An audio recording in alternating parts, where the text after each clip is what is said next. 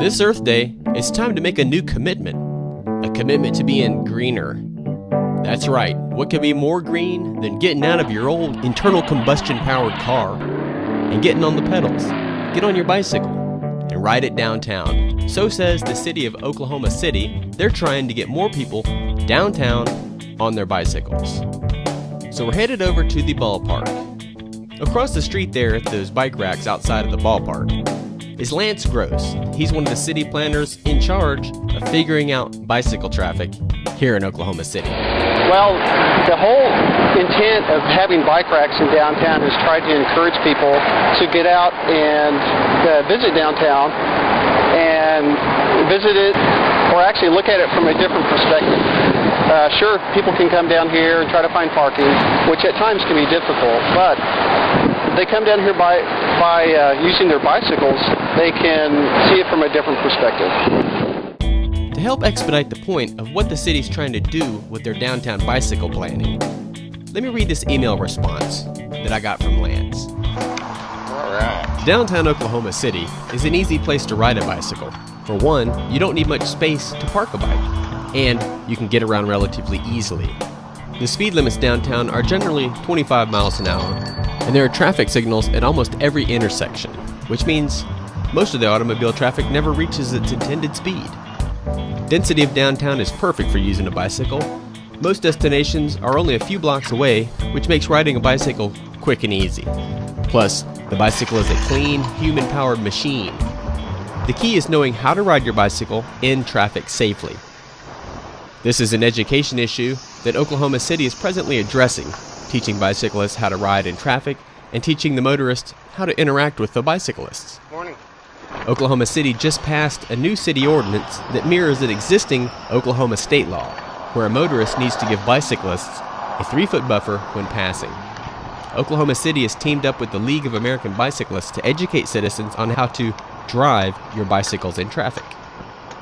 Thanks, Chad. Take one more row higher. This is Steve Schlegel. He owns Schlegel Bicycles in Automobile Alley, which is just the northern part of downtown. And obviously, he knows a lot about bicycles.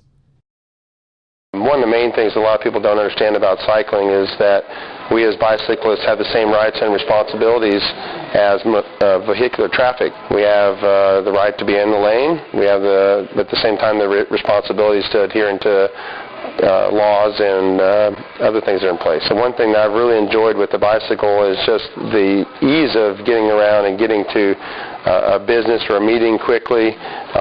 You can park right outside. The local taverns, of course, are really nice. We were one of the original donors to the Metro rack system a few years ago, so we actually participated in helping get bike racks on the front of the buses.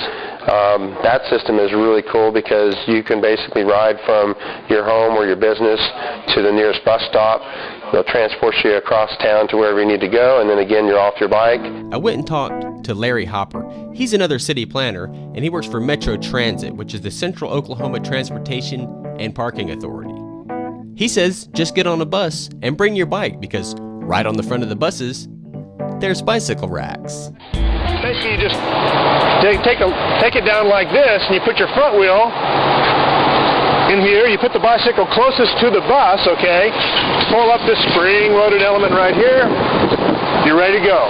You just get on board the bus, pay your fare, and you're down the road.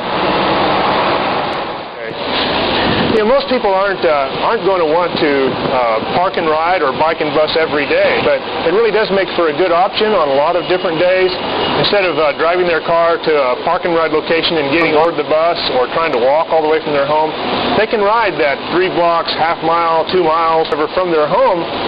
The bicycle really helps extend the effective range of our buses to serve a lot more people. How often do people get on here with bicycles? At least 6 or 7 a day.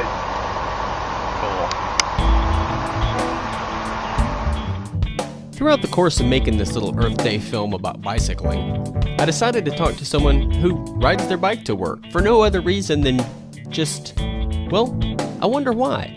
So I went and talked to Molly Tolbert. She's an attorney at Crowe and Dunlevy, located downtown, and she does bike to work.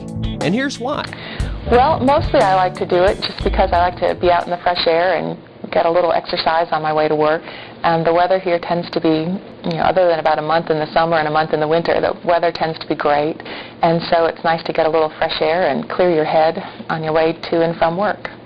And yeah, I would park my car in a parking garage, and it takes longer to get up there and get a space and wait for the elevator and walk down the block to work than it does to just leave my bike on the loading dock right here at the office. This Earth Day is a great time to turn a new green leaf. And what's a better way than using your bicycle a little bit more? I mean, come on, these days it doesn't have the stigma like it used to. Get out on your bike, get some fresh air. I did it, it's fabulous.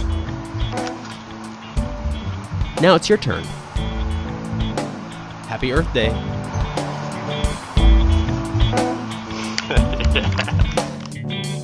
Make sure to go over to journalrecord.com and check out our whole editorial package dedicated to Earth Day.